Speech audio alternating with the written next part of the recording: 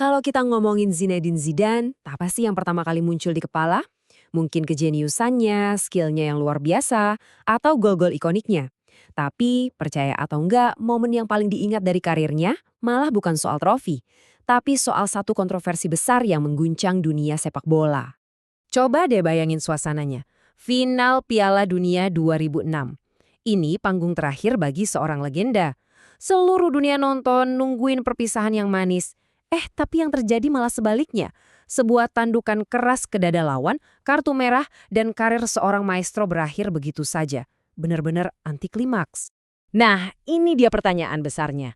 Kenapa kok bisa seorang pemain sekelas Zidane di pertandingan terakhirnya melakukan hal seperti itu?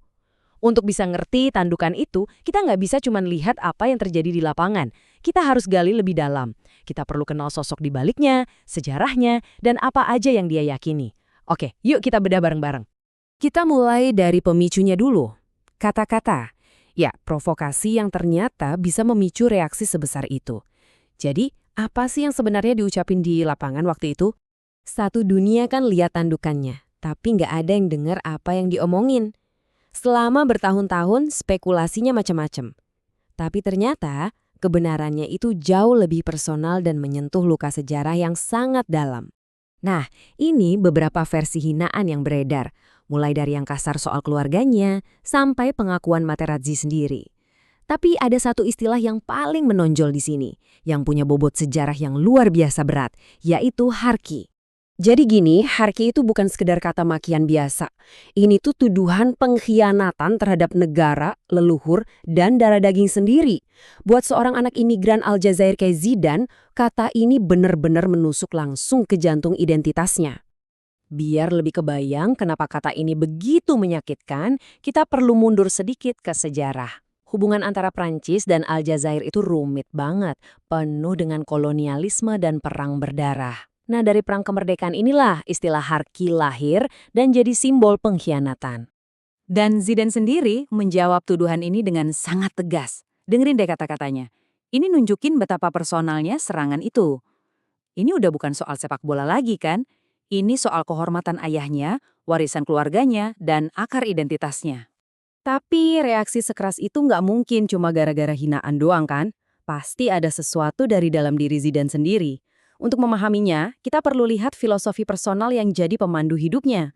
Di zaman sekarang kan banyak banget ya atlet yang nunjukin keyakinan mereka di publik lewat sosmed atau selebrasi. Nah, Zidane ini beda banget. Dia seorang muslim, tapi dia memandang keyakinannya itu sebagai sesuatu yang sangat pribadi. Bukan buat pertunjukan. Kutipan ini kayaknya ngerangkum semuanya deh. Buat dia, iman itu bukan soal apa yang kamu bilang, tapi soal gimana kamu ngejalanin hidup. Iman itu sumber kekuatan dari dalam, bukan alat buat pencitraan. Dan ini dia moto hidupnya. Dalam bahasa Prancis, pour vivre heureux, vivons cachés. Artinya, kira-kira, untuk hidup bahagia, hiduplah tersembunyi. Ini adalah caranya menolak sorotan kamera dan kebisingan dunia luar, demi menjaga ketenangan hidup pribadinya. Tapi hidup tersembunyi bukan berarti nggak punya dampak loh. Justru sebaliknya, pengaruh Zidane itu gede banget. Dan dia memilih untuk menunjukkannya lewat aksi nyata, bukan omong kosong. 3 juta euro. Wow, ini bukan gaji atau bonus dari klub ya. Ini adalah jumlah uang yang Zidane secara pribadi sumbangkan untuk kegiatan amal di Aljazair.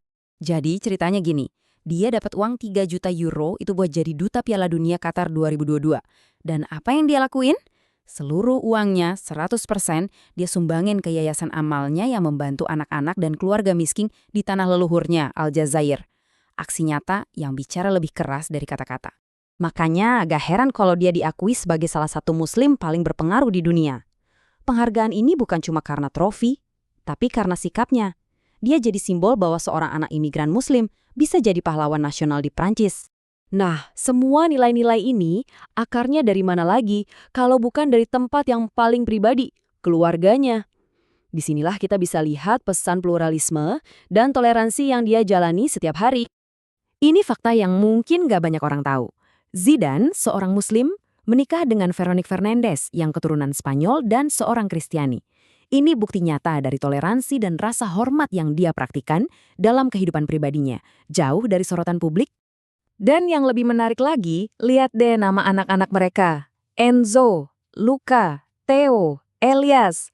Masing-masing nama punya akar dari tradisi Kristen, Alkitab, atau Ibrani. Keren banget kan? Ini adalah pilihan sadar yang merayakan warisan campuran keluarga mereka yang indah.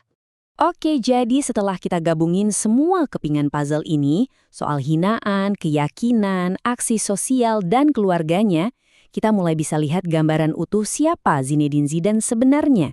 Jelas banget, dia itu lebih dari sekedar atlet. Dia adalah pahlawan nasional Prancis, tapi juga putra imigran Aljazair yang bangga. Seorang muslim yang taat, tapi privat. Simbol integrasi. Dan yang terpenting, seorang family man yang sangat menjaga privasinya. Dia sendiri pernah bilang, dia bangga jadi orang Prancis, tapi juga bangga punya akar dan keberagaman dari dunia Arab lewat orang tuanya. Baginya, dua identitas ini bukanlah konflik, melainkan sebuah sumber kekuatan. Nah, sekarang kita balik lagi ke momen awal, ketandukan itu. Setelah tahu semua ini, kita jadi lihat momen itu dengan cara yang beda kan? Itu bukan sekedar kemarahan buta. Itu adalah titik ledak di mana semua identitasnya sebagai anak, imigran, orang Aljazair, dan orang Prancis bertabrakan untuk membela satu hal, kehormatan.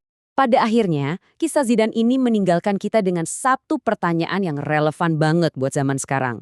Di era di mana semua orang seolah berlomba-lomba untuk pamer segalanya di media sosial, apa sih nilai dari sebuah kehidupan yang tenang, privat, dan penuh integritas? Mungkin itu yang lebih berarti.